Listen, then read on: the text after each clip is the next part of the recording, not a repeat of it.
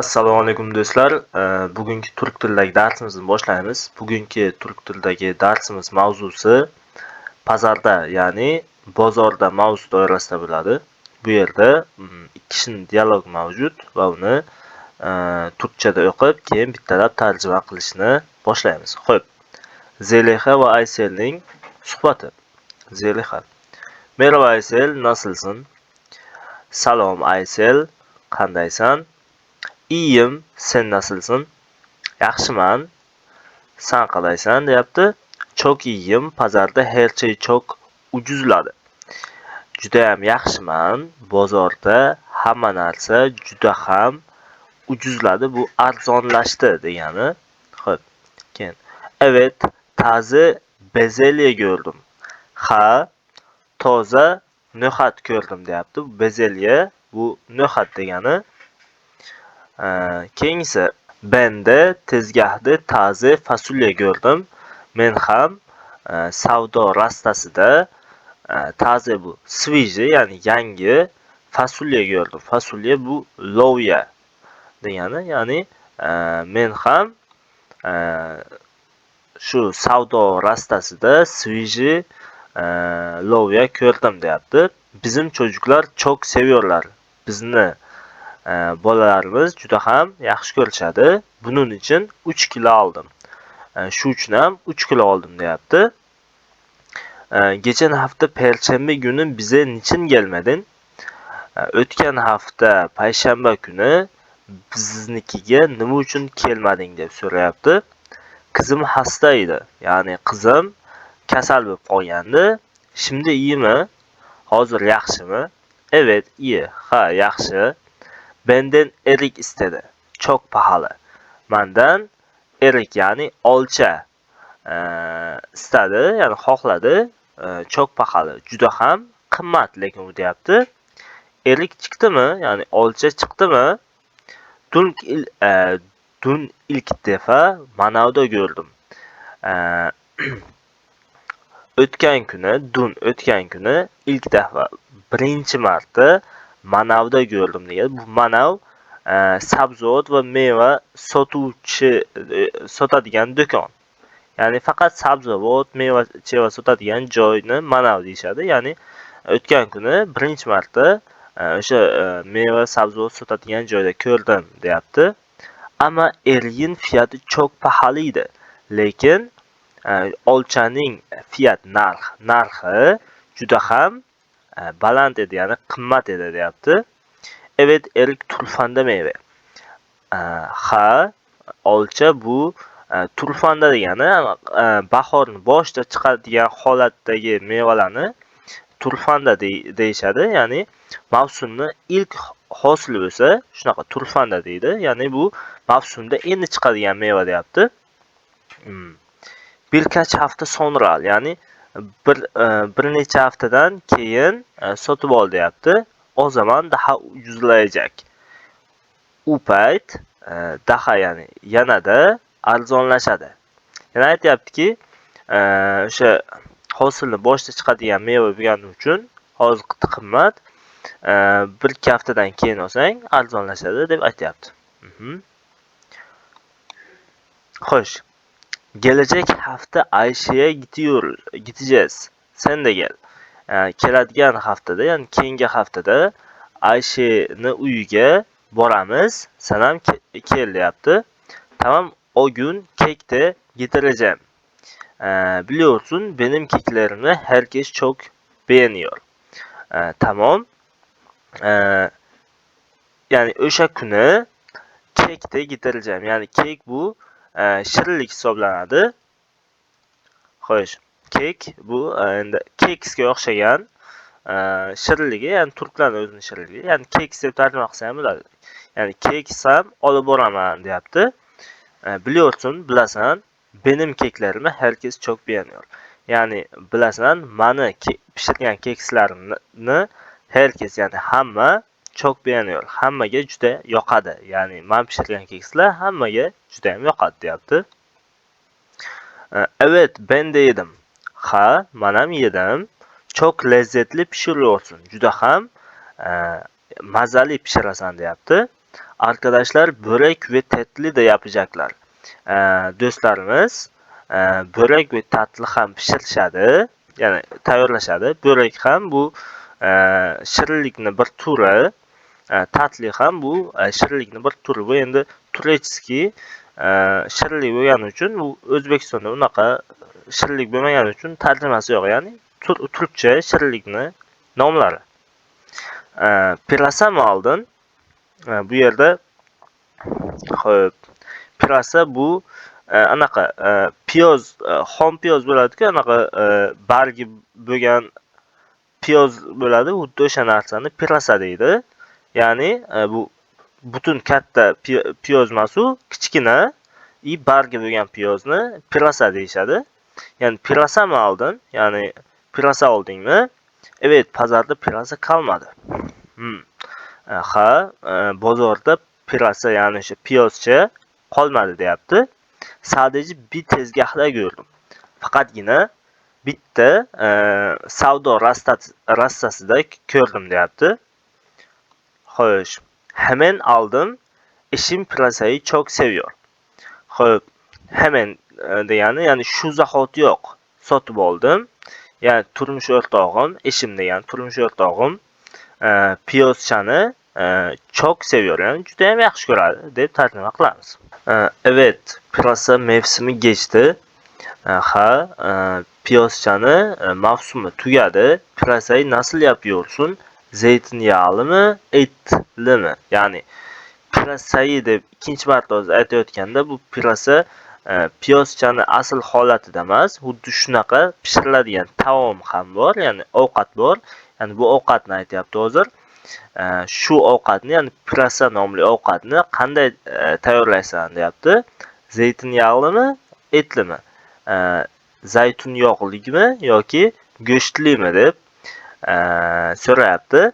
Genellikle zeytinyağlı yapıyorum. Yani genellikle, yani odatda zaytun yog'li tayyorlayman deyapti.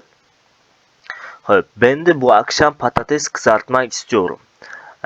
Men ham bugun tunda kartoshka qovurishni xohlayman deyapti. Ya'ni patates, bu kartoshka qizartmak, qizartirib olish deb aytsak ham bo'ladi yoki qovurib olish desak ham bo'ladi. Ya'ni men ham bugun tunda kartoshka qovurmoqchiman. Çocuklar kabak ve patates kızartmasını çok seviyorlar.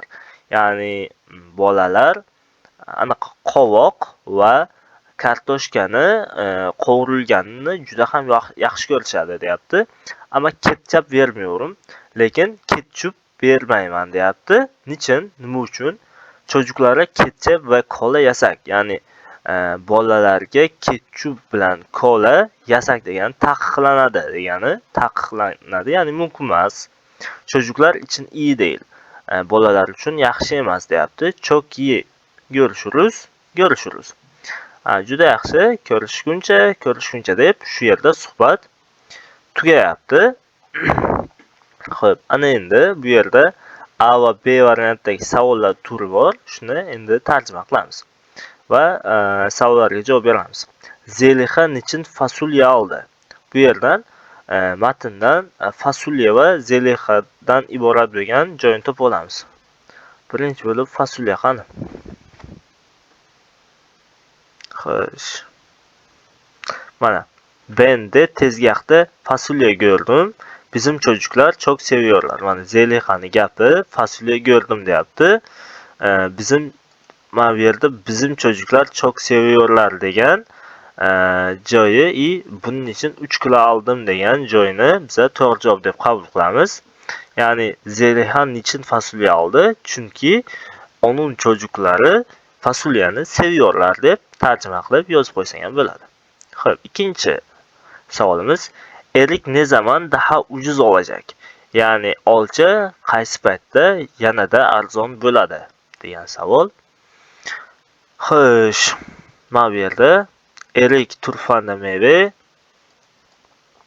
turfanda meyve birkaç hafta sonra al, o zaman daha ucuzlayacak. Yani qachon arzonlasharkan? Bu yerda birkaç hafta sonra al, yani 1-2 haftadan keyin olsang arzonlashadi degan javob to'g'ri bo'ladi. Ya'ni ne zaman daha ucuz olacak? Birkaç hafta sonra daha ucuz olacak deb to'g'ri javob bersak bo'ladi. Xo'p, Aysel niçin çocuklara ketchup vermiyor? Aysel nima uchun bolalarga ketchup bermaydi? Xo'p, bu yerda mana Aysel aytgan, ama ketchup vermiyorum degan joy bor mana. Ayselning gapi, ama ketchup vermiyorum degan gap o'sha joy.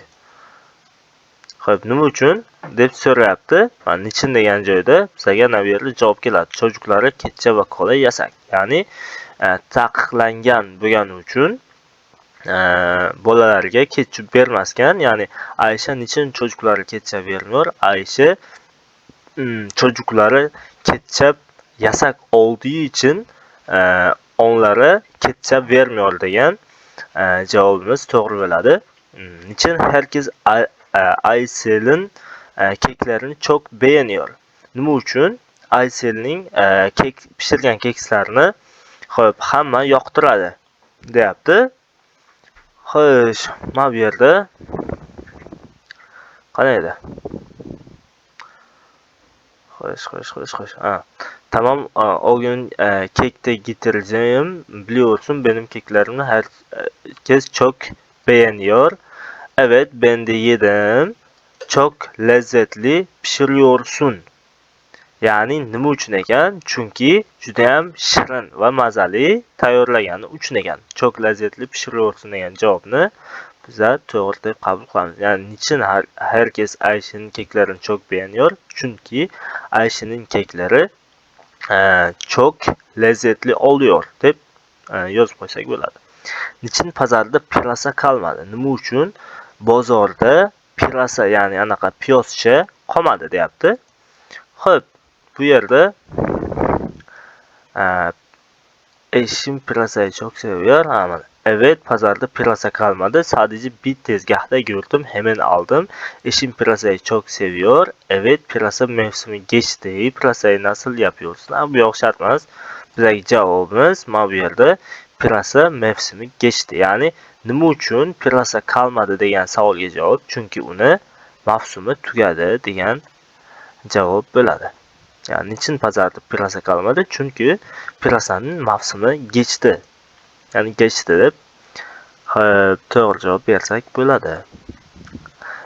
B variantidagi savol turlarimiz doğrumi yanlışmi yoki ya'ni to'g'ri yoki xatoligini shu berilgan 4 ta gapdan biz aniqlab olishimiz kerak.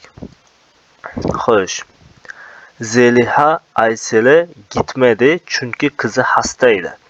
Yani Zeliha Aysel'e bu Aysel'inkiga bormadi çünkü qizi kasal edi degan. Xo'p, gapni bu yerdan topib olamiz endi.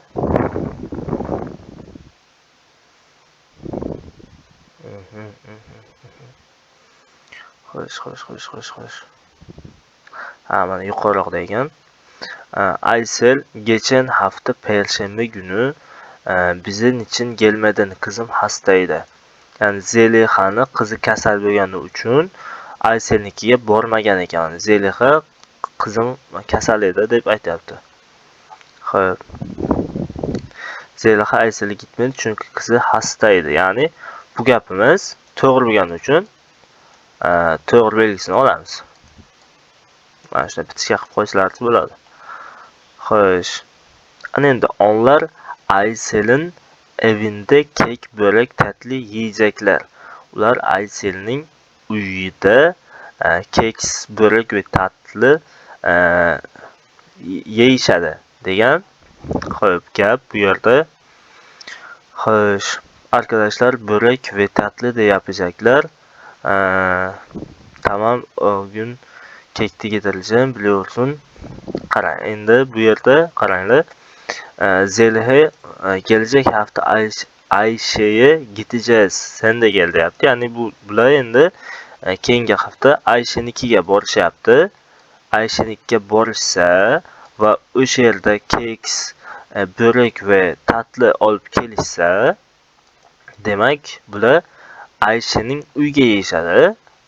Xo'p, bu yerda lekin Ayselning evində deyapti. Ayselning evində değil, Ayşening evində börek tatlı yiyecekler degan javobimiz to'g'ri bo'ladi. O'sha uchun bu yerda Ayşe emas, Aysel yozilgani uchun bu gapimiz yanlış, ya'ni xato javobni to'g'ri deb qabul qilamiz. Çocuklar kızartmayı sevmiyorlar. Ya'ni bolalar qovurilgan narsani yoqtirishmaydi deyapti. Bu yerda çocuklar kabak va kızartmasini kabak va patates kızartmasini çok seviyorlar. Ya'ni bolalar yaxshi ko'rishar ekan. Ya'ni bu javob ham matnda bor va yaxshi ko'rishadini bu yerda yaxshi ko'rishmaydi deb yozgani uchun bu gapimiz ham yanlış, ya'ni xato bo'ladi. Ya'ni xato javobimiz to'g'ri bo'ladi. Pazarda bezelye yoktu. Ya'ni bozorda no'xat yo'q edi deyapti. Xo'sh. Mana evet, taze bezelye gördüm degan joyi bor. Ya'ni toza sviji lovya ko'rdim degan joyi bor. Lovya deyman, kechirasizlar, no'xat. Bu fasulye lovya, bezelye bu no'xat. Ya'ni bozorda ko'rganligi uchun ham bu javobni xato deb olamiz, chunki bozorda yo'q edi deyapti. Ya'ni yo'q emas, matnda bor deb kiritilgani uchun bor degan javobni olamiz va bu gapimiz matndagiga nisbatan qarshi bo'lgani uchun xato javobimiz to'g'ri bo'ladi. Xo'p, do'stlar, bugun sizlar bilan pazarda mavzu doirasida suhbat qurdik va matnni tarjima qilib, savollarga javob berishga harakat qildik. Xo'p, videomiz foydali bo'ldi degan umiddaman. Nasib qilsa yana keyingi videolarda ko'rishguncha xayr, salomat bo'ling.